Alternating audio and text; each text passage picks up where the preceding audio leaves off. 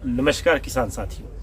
आप सब जानते हैं कि किसानों और मजदूरों का संघर्ष, किसान आंदोलन जो शंभू बॉर्डर या शंभू टोल कहें वहाँ चल रहा है और हम भी वहीं मौजूद हैं। और इस समय जो किसानों के ठिकाने आजकल हाईवे जीटी रोड के ऊपर उनकी ट्रालियाँ बने हुए हैं, जहाँ वो आराम भी करते हैं, बैठकर चर्चा विचार विमर्श भी करते हैं। हम भी उसी अस्थायी ठिकाने में शंभू बॉर्डर या शंभू टोल पर किसानों की वो जो ट्राली है उसमें बैठे हैं और आज चर्चा करेंगे कि जो मौजूदा सरकार है वो किसानों से डरती क्यों है। आप कहेंगे कि क्यों कह रहे हैं हम ऐसा कि मौजूदा सरकार किसानों से डरती है। वो सरकार की जो कार्य प्रणाली है उससे साफ स्पष्ट तौर पर नजर आता है कि मौजूदा जो सरकार है वो किसानों से डरती है। सबसे पहले डरने का कारण ये कि सरकार ये कहती है कि किसान जो दिल्ली जाना चाहते हैं, देश की राजधानी, उनके रास्ते में बैरिकेड्स लगाए गए, रोका गया जबरदस्ती उनको, और गोली तक सरकार ने चलाने का काम किया। तो ये सीधे तौर पर साफ स्पष्ट होता है कि सरकार किसानों से डरती है, देश की राजधानी में किसानों को जाने नहीं देती। सरकार को किसानों के ट्रैक्टर ट्रॉलियों में जाना दिल्ली पसंद नहीं। मुख्यमंत्री हरियाणा का बयान आया, आपने सुना, उन्होंने कहा कि ये ट्रैक्टर ट्रॉली इसलिए नहीं है, वहाँ नहीं जाना चाहिए ट्रैक्टर ट्रॉली में, बसों से रेलों से चले जाओ। तो उसका जवाब देने के लिए किसान नेताओं ने कहा कि पंजाब और हरियाणा के तो बॉर्डर पर बैठे हैं, लेकिन देश के दूसरे हिस्सों से किसान दिल्ली जो देश की राजधानी है ट्रेनों से, पैदल या बसों से आएंगे, लेकिन उनको भी अरेस्ट करने का काम किया। हरियाणा पंजाब का किसान ट्रैक्टर ट्राली लेकर जाता है कि नहीं, ट्रैक्टर ट्राली में नहीं जाना, बस से चले जाओ, रेल से चले जाओ। दूसरा सवाल कि अगर वो जाता है तो उसके ऊपर जो आंसू गैस के गोले छोड़े गए, प्लास्टिक की गोलियां छोड़ी गई, और उससे भी बढ़कर जो सीधी गोली किसान को मारने का काम किया गया वो देखा आपने।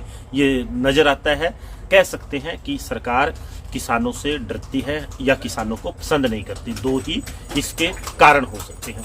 पैदल जाने लगे किसान देश के दूसरे हिस्सों से, उनको भी जाने नहीं दिया, उनको भी अरेस्ट करने का काम किया। उसके बाद किसानों ने कॉल दी थी कि जो रेल है वो रेलें रोकी जाएंगी आंदोलन के समर्थन में, जिससे सरकार को पता चले।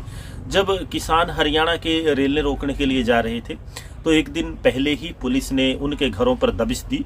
मुकदमा नंबर 40 के धारा 160 के नोटिस दिए गए, जिससे यह स्पष्ट होता है कि मुकदमा नंबर 40 सदर थाना अंबाला में किसानों के खिलाफ दर्ज है।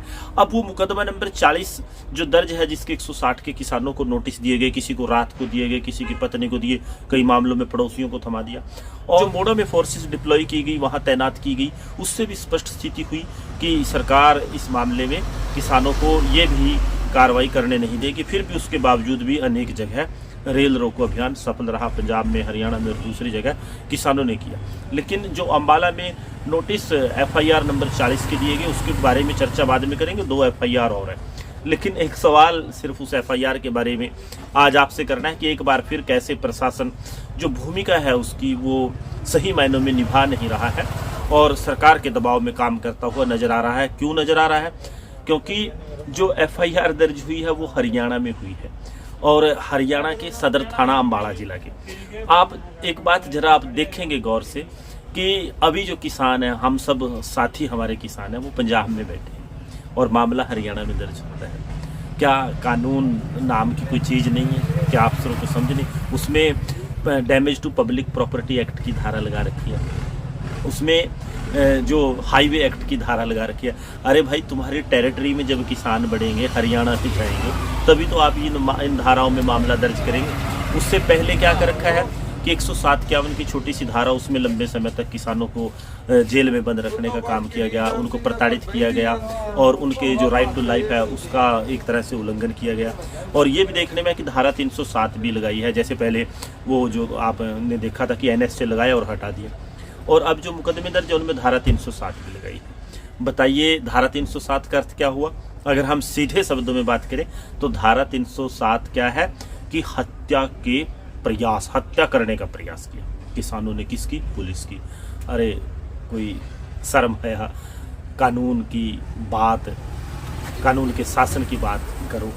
आज के वीडियो में यही आपसे चर्चा करनी थी कि कैसे गलत और नाजायज मुकदमे दर्ज किए जा रहे हैं, कैसे जोर जबरदस्ती और जुल्म किसानों के ऊपर किया जा रहा है, और कैसे सरकार जो है वो किसानों से या तो नफरत करती है या डरती है। दो ही इसमें मामले हो सकते हैं। निर्णय आप करें कि ये डरती है या नफरत करती है। आगे उस पर विस्तार से चर्चा करेंगे कि जो मामले दर्ज हैं उनमें जो कानूनी पेचीदगियां हैं वो क्या क्या है। अब पंजाब पुलिस मैं इसमें ऐड करूंगा, शुभकर्ण के मामले में जिसको गोली लगी उस मामले में दर्ज नहीं कर रही थी एफआईआर की। ये हरियाणा की टेरिटरी का मामला है और हरियाणा पुलिस पहले ही 3 मामले यहाँ और खिनौरी बॉर्डर पे भी दर्ज किए बैठी है। उनकी टेरिटरी में किसी ने प्रवेश नहीं किया, ये ऑन रिकॉर्ड है, तो मुकदमा वहाँ कैसे बन गया। और क्या किसानों ने गोली चलाई थी पुलिस के ऊपर की हत्या के प्रयास का मामला दर्ज करेंगे। गोली आप चलाते हैं, पैरामिलिट्री फोर्सेस डिप्लॉय करते हैं और एक्सपायर डेट की जो आंसू गैस के गोले ड्रोन से पंजाब की टेरिटरी में गिरते हैं। भाई कहीं तो ऐसा छोड़ो कोई ऐसा कोना, ऐसा कॉलम कि लोग और मानवता शर्मसार ना हो और कानून का जो शासन है और कानून की जो बात है वो कहीं ना कहीं तो बचे उसमें।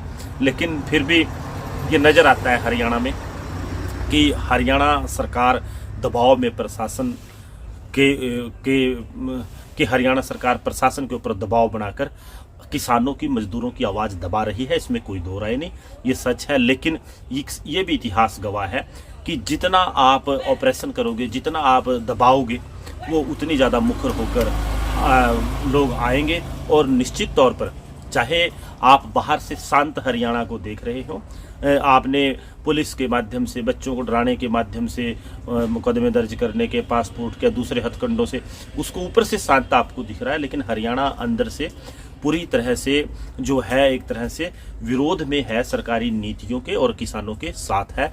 और वो चिंगारी कब 16 बन जाए उसके लिए सरकार जिम्मेवार होगी। इतना दमन करने की जरूरत नहीं थी, लोकतांत्रिक व्यवस्था में इतना दमन उचित भी नहीं है। निर्णय आप करें, कमेंट के माध्यम से बताएं। आज के इस वीडियो में इतना ही। जय किसान साथियों।